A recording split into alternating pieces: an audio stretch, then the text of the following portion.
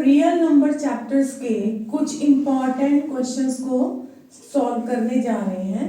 जैसे हमारे पास पहला क्वेश्चन है, express 140 as the product of its prime factorisation. अब आपने करना क्या है, प्राइम फैक्टर्स को निकालना है। तो पहले क्वेश्चन ये है कि जो प्राइम फैक्टर्स होते हैं वो हैं क्या।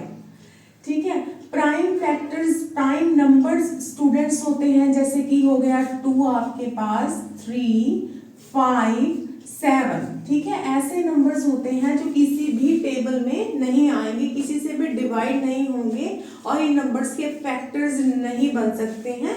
और इन नंबर्स के दो ही फैक्टर होते हैं, या तो ये नंबर खुद है या 1 है। ठीक है, अब हमने 140 को प्राइम फैक्टराइजेशन में सॉल्व करना है।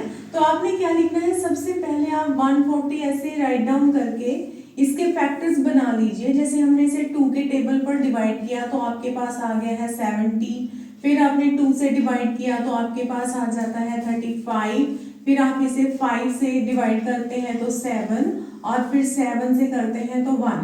तो इस तरह से जो हमारे पास 140 के प्राइम फैक्टराइजेशन हो रही है उसमें आपके फैक्टर्स बन रहे हैं 2 मल्टीप्लाई 2 मल्टीप्लाई 5 मल्टीप्लाई 7, और हम इसे लिख सकते हैं 2 to the power 2 multiply 5 multiply 7। ये जो सारे ही नंबर्स हैं स्टूडेंट्स, ये सारे क्या हैं, प्राइम फैक्टर्स हैं। अब हम चलते हैं अपने सेकंड क्वेश्चन की तरफ। जो हमारा सेकंड क्वेश्चन है उसमें क्या पूछा गया है कि total number of factors of a prime number.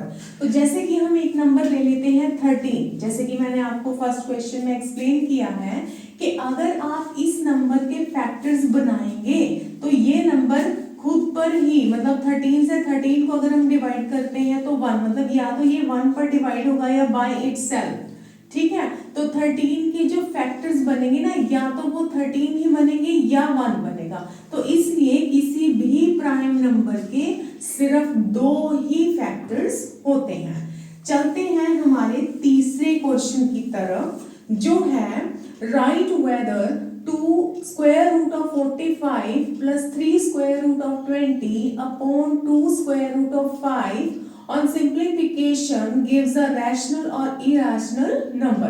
अब हमने इसे सॉल्व करना है। देखिए कैसे, आपने क्या करना है, 45 के फैक्टर्स बना लेने हैं सबसे पहले। तो जैसे आप देख रहे हैं हम 45 के फैक्टर्स बनाएंगे।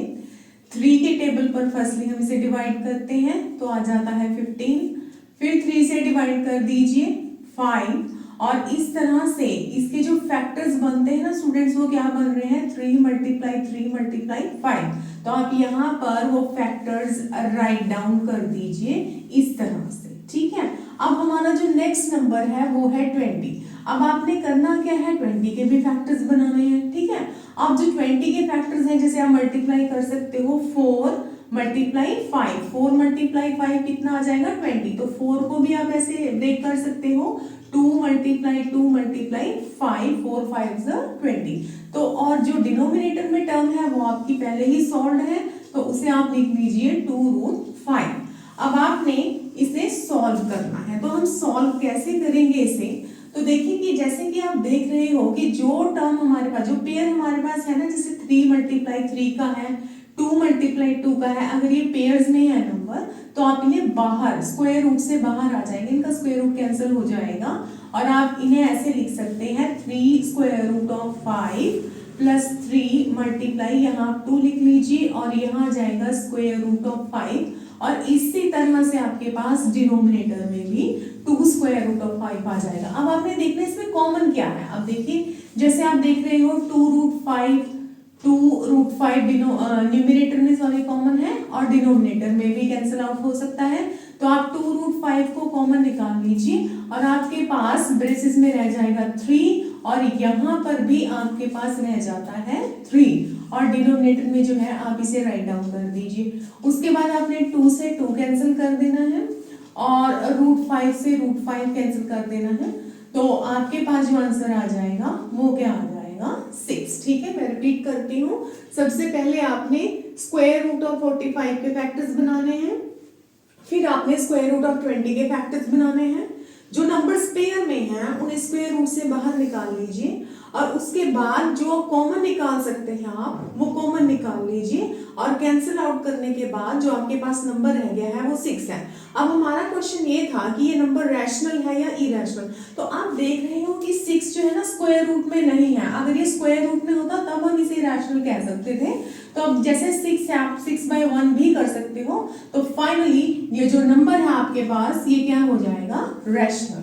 अब हम चलते हैं अपने नेक्स्ट क्वेश्चन की तरफ। उसमें पूछा गया है if P and Q are two prime numbers तो then their HCF। अब आपको पता है कि अगर P एक प्राइम नंबर है तो इसके फैक्टर्स या तो P बनेंगे या फिर 1। अगर Q एक प्राइम नंबर है तो इसके फैक्टर्स या तो Q बनेगा या फिर 1 बनेगा। तो इसमें कॉमन क्या हुआ, क्योंकि HCF होता है हाईएस्ट कॉमन फैक्टर। अब हमारे पास कॉमन फैक्टर क्या है, 1 है। एक्सेप्ट 1 कुछ भी कॉमन नहीं है, तो आप आंसर क्या दे देंगे, 1 ऑलवेज। अगर हमने इसका एलसीएम फाइंड आउट करना है तो आपको पता है कि एचसीएफ वाली टर्म तो हम लिखते ही हैं, उसके बाद जो टर्म्स हमारे पास रह जाती हैं जैसे P और Q है तो ये भी राइट डाउन कर लेंगे। मतलब आपने याद रखना है कि अगर P और Q दो प्राइम नंबर्स हैं, आपने जब भी एलसीएम फाइंड आउट करना है तो सिंपली दोनों को मल्टीप्लाई कर लेना है। अब जो हमारा लास्ट क्वेश्चन है, HCF of smallest composite number and smallest prime number. अब स्टूडेंट्स आपको पता है कि स्मॉलेस्ट कॉम्पोजिट नंबर जो होता है 4 और जो स्मॉलेस्ट प्राइम नंबर होता है वो है 2। अब आपने इनका क्या फाइंड आउट करना है, HCF। तो आप 4 के फैक्टर्स बना लीजिए। जैसे 4 के फैक्टर्स आपके पास क्या होंगे, 2 × 2 और 2 के क्या होंगे, जस्ट 2 ही है, 2 × 1 भी आप लिख सकते हो। तो इन दोनों का HCF क्या हुआ आपके पास, 2। तो हमारे पास आंसर क्या आ जाएगा, 2। तो स्टूडेंट्स ये कुछ क्वेश्चंस हैं रियल नंबर चैप्टर्स के और बाकी क्वेश्चंस जो हैं हम अपने लेक्चर 2 में डिस्कस करेंगे। Thank you so much.